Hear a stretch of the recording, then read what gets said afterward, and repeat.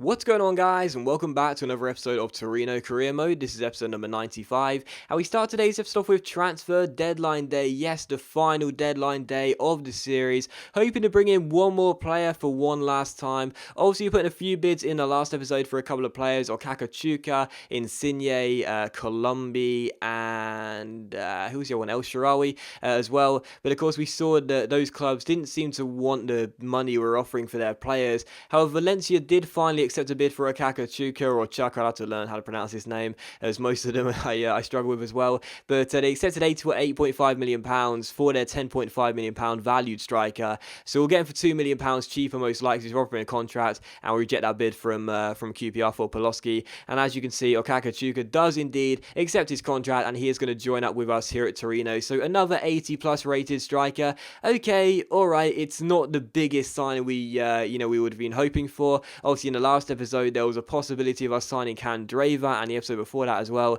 but sadly decided to go to Chelsea instead of Torino. So yeah, Okaka comes in. He's got some really good stats, and as a bench striker, I'm happy with the deal. £2 million cheaper than his valuation, 28 years old, so not guaranteed to go down in the first couple of years. Obviously, He's a different option to Immobile. He's quite strong physically. It looks well built as well. And you see in the game, he's got quite a stocky profile, which I don't think actually matters, the whole body frame. I don't think that actually matters. But for some reason, I always feel like when I've got a stocky player on the pitch, he's going to win more aerial battles and a lot more 50-50 balls. But either way, Okaka comes in. And yeah, for £8.5 million for a £10.5 million valued striker who's same nation as the club as well, same nationality as the club. Yeah, I've got no problem with that deal. Okay, sure, I would have preferred Candreva. Don't get me wrong. But we'll take Okaka. So transfer deadline day ends. That is all over now. We will not be making any more signings in this series. And yeah, to be honest, I don't really know what to think about the business. Let me know what you guys think about it in the comments. Should we have spent £40 million on Verratti? Was he needed? Should we have even bothered with Okaka? Should we not even bother with signing him? What do you guys think about the January transfer window?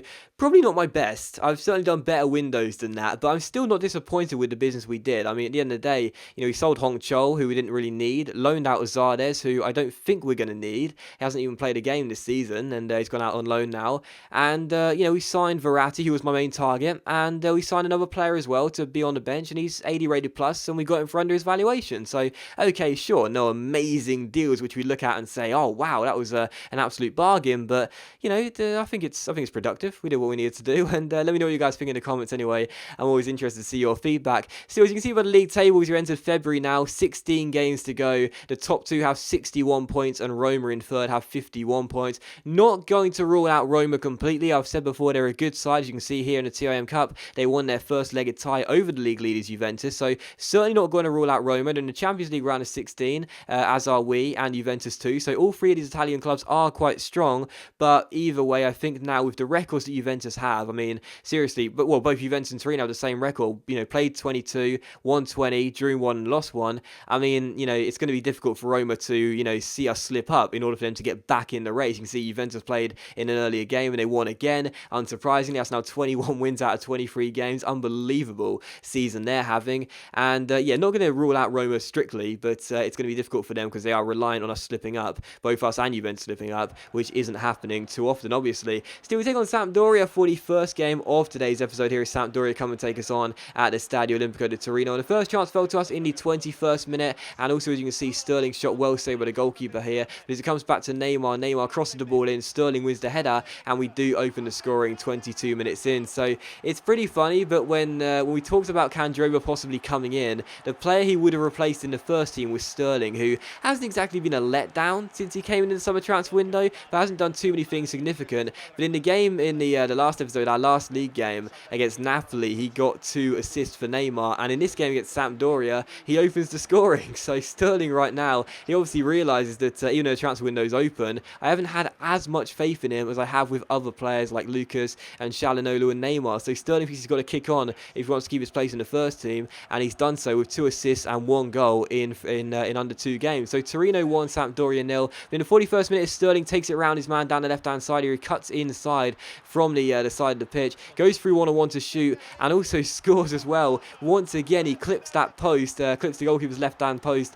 and it goes goes into the back of the net, and Sterling now has 2 goals and 2 assists in 1.5 games worth of play. So tough love maybe, got to show him that he's not indispensable in this team. That's how you get the best of Raheem Sterling. I suppose if he does struggle at Manchester City, I don't know if he will or not, he's got his debut tomorrow, I'll give Pellegrini a call and let him know, you know, basically just tell him that in the January transfer window he may end up losing his place to a new player. But still, Torino 2, Sampdoria 0. Sterling getting his second of the game, 2 assists and 2 goals in 2 games. Very impressive for a player who wasn't performing to his level earlier on the season. Still, in the 48th minute, Sampdoria had a good chance there, but the shot went off target, and in the 63rd minute, a great chance for us to make it 3-0. Neymar cuts inside and also finds the back of the net as well. So he says to Sterling, you know, you had your couple of goals, well done, mate, but you know I'm the headline star in this team right now. Neymar makes it 3-0 to Torino. What an incredible season this guy is having. I predicted 25 goals for Neymar come the end of the season. That's number 19, and I think, you know, I don't want to jinx it, I'll touch wood, I think he probably will get more than the 25 goals I was asking for. Still, in the 70th minute, he almost made it 4-0 there and got his second of the game, but the goalkeeper made a really good save after he cheekily tried to lob past him, and then eventually as Masasha gets on the ball, the shot is deflected off a Torino player and goes behind for a goal kick. So still 3-0 to Torino in this game, but Sampdoria did have one chance, but other than that weren't really doing too much. In the 79th minute, Neymar's on the ball again, cuts inside with a fake Rabona, then a rainbow flick. What a lovely goal that would have been, but sadly, even though he beats the goalkeeper, the covering defender gets it away and makes the block, and it's still Torino 3, Sampdoria 0. And in the 83rd minute, another good chance for us to make it 4-0. Neymar gets on the ball, and as you can see, gets taken down, and the referee awards a penalty as well. So great chance to make it 4-0 from the spot. Neymar having his shirt pulled by the defender, trying to catch up there. He's got the unlucky number 13, but there was nothing unlucky about the decision. It was a definite penalty, and it's a great chance to make it 4-0. Neymar, obviously 19 goals, looking to make it number 20, was stood over it, but of course in this team, he may be the star, but he's still a team player like they all are. He gives it to Raheem Sterling and says, mate, go and grab your first Torino hat-trick, and he gets it. Smashes the ball into the top corner and makes it Torino 4, Sampdoria 0, and Sterling now has 3 goals and 2 assists in 2 games. Absolutely fantastic game by Sterling here, looking really impressive, and that's also his 4th goal in the Serie A this season. In the 88th minute, Sampdoria did have a good chance here to grab themselves nothing other than a consolation goal, but Adair, who came off the bench, tried to take a strike. It was blocked. Eventually, Pedro Obiang took a shot from just outside the area, but Bernie made the save, and Alexandra got the ball away. And it was how the game would finish as well. Torino 4, Sampdoria 0, so another clean sheet notched up for the boys, and another win as well. We keep faith with Juventus. We have the same record as them, 21 wins in 23 games, adding to the draw and the defeat as well. Sterling was my player of the match in this game, unsurprisingly. Actually wasn't the best of games for him, but when a player scores a hat-trick, hard not to give him man of the match. Either way, great to get the win, a 4-0 solid victory, and you know, it's been a crazy season. Like, I genuinely can't remember ever having a team sticking with us like all the way when we've had an incredible record. I mean, this has been unbelievable. It's not like, you know, we've had a subpar record or an average record for a team in the top 2 places and they've been keeping pace with us. No, these 2 teams are just, you know, I was going to say unbeatable. We've been beaten once each, but either way, these 2 teams right now are just looking so good. And I don't remember ever being in a season where I've been in this good form with a team and an AI controlled team has been doing so well as well. Usually what happens is one team will start off quite well and then fade away, but this season it's been unbelievable to see an AI team have 21 wins out of 23 games. It's been fun, don't get me wrong, but if we end up losing the title because of it, I'm not going to be too happy, clearly. But still, we take on Atalanta for the second and final game of today's episode here, back in the Serie A.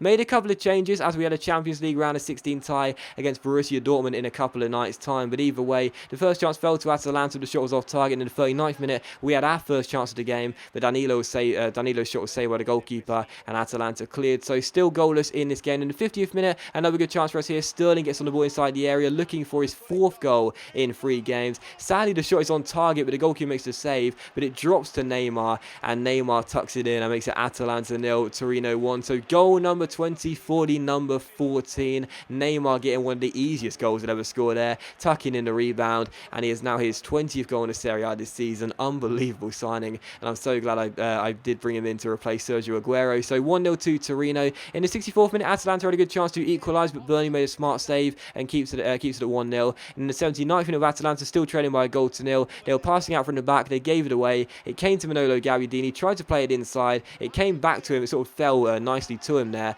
as the ball was just in front of him as he tried to pass it through. He rifles it in first time and finds the top corner, and Gabbiadini makes it 2-0 to Torino. And it was how the game game will finish as well, Atalanta 0, Torino 2, so another solid win, another clean sheet. That's now 3 in a row in all competitions, and although it certainly wasn't our best performance of the season, it was still one that saw us get the win, and that is of course the most important thing. But that does end the episode, guys, so as always, a big thank you for watching the video. I really hope you have enjoyed it. If you enjoyed today's episode of Torino Career Mode, then please do leave a like, it's much appreciated, it really does help my channel out, and I'll see you for the next episode of Torino Career Mode very soon.